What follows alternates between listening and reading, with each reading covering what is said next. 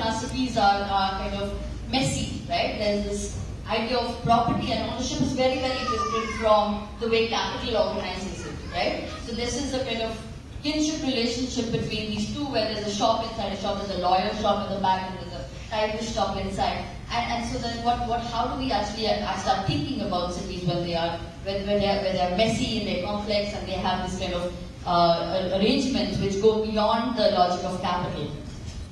Or then we have our large infrastructures which we are building, but which are, and we see it a lot in all landscapes all over the city which are developing, kind of cleaning up what already existed. And so this is like where the road has gone through and it's cut through an existing community.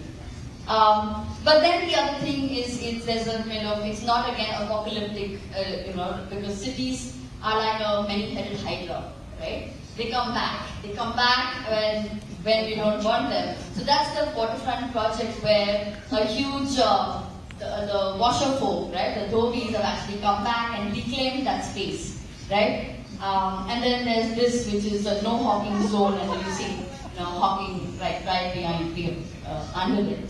And this is something that we are interested in that this messiness, the blur that cities produce, actually have an intensity and a kind of celebration, which we shouldn't really we should be afraid of cleaning up, right, in our efforts.